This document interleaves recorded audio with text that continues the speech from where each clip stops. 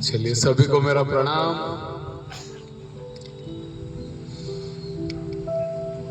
कि इस दुनिया में किसी की मदद करना हो तो मदद करने के लिए किसी के पास टाइम नहीं है,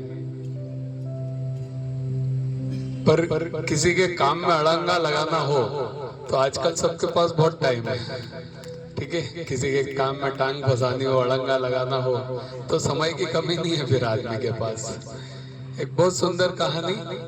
एक बार एक व्यक्ति फल फ्रूट लेने के लिए एक ठेले वाले के पास जाता है, दुकानदार के पास जाता है और जाकर पूछता है केले क्या भाव दिए हैं? तो बताता केले 40 रुपए किलो दिए हैं। अच्छा, सेब फल क्या भाव दिए हैं? और सेब फल 120 रुपए किलो दिए हैं। ठीक है, वो काफी मोल भाव करता है, मोल भाव चलता ही रहता है उसका। और इतने में एक महिला वहाँ पर फ्रूट्स खरीदने उसी जगह आती है, उसी ठेले पे आती है। महिला आते से पूछती है भैया केले कैसे दिए? तो वो बोलता है 10 रुपए किलो। अच्छा, वो सेब फल कैसे दिए?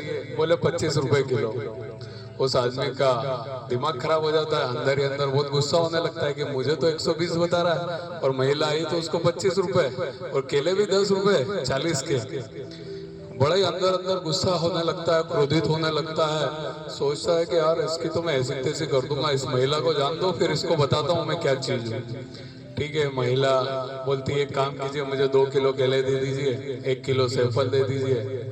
ठीक है, वो उसको केले देता है, सेब फल देता है, पैसे देती है और भगवान को वो धन्यवाद करते करते चली जाती है कि भगवान आज तो बड़ी तेरी रहमत रही, मैं बच्चों को फ्रूट्स खिलाऊंगी वगैरह। और ऐसा बोलते बोलते बड़बड़ाते हुए वो लेडीज चली जाती है। इधर इस व्यक्ति का पारा चढ़ा रहता है। जैसे ही महिला जाती है और ये तुरंत बोलता है क्यों है, बहुत समझदार समझता है अपने आप को, पुलिस को बुलाऊं क्या? मुझे तो तू 120 रुपए किलो से फल बता रहा था और महिला आई तो उसको 25 रुपए किलो, केले भी 40 मुझे बता रहा था, उसको 10 रुपए किलो में दे दिए। तो ये अलग अलग भाव क्यों कर रहा है तू? ऐसा वैसा बोलते ही जाता बोलते ही जाता। बोले भाई साहब 2 मिनट रुकिए, मेरी बात भी सुनिए। बोले हाँ सुना, क्या बोलना है तुझे? बोलता है ये जो महिला आई है, जो फ्रूट्स खरीदने आई थी, इसके पति का अभी 3-4 महीने पहले देहांत हो गया था। इसके छोटे छोटे बच्चे हैं। हमने बहुत कोशिश की कि इसकी मदद करें। मैंने खुद बोला और कई व्यक्तियों ने बोला हम इसकी पढ़ाई का खर्चा भी उठाने को तैयार थे कि बच्चों की जो पढ़ाई है उसका खर्चा हम उठा लेंगे। हमने पैसे देकर भी मदद करने की कोशिश करी, पर ये महिला बड़ी खुददार है, ये किसी की मदद लेती नहीं। इधर उधर घर पे लोगों के यहाँ काम करने जाती है, बर्तन मांजने जाती है, सफाई करने जाती है और जैसे तैसे अपने बच्चों को पाल रही। पर मेरे अंदर था कि मैं किसी तरह इस महिला की मदद कर सकूं। तो ये जब भी मेरे यहाँ कुछ खरीदने आती है तो मैं बहुत कम रेट इसको बताता हूँ। इसको पता ही नहीं लगता है कि मैं मार्केट से इतना कम बता रहा हूँ और ये वो खरीद के चली जाती है। तो इस तरह से मैं इसकी मदद कर देता हूँ। और एक बात और बताऊं मैं आपको, ये यूं तो 15-20 दिन में मेरे यहाँ आती है, पर जिस दिन भी मेरे यहाँ आती है और मुझसे जो सामान ले जाती है तो उस दिन मेरी ग्राहकी बहुत अच्छी चलती है।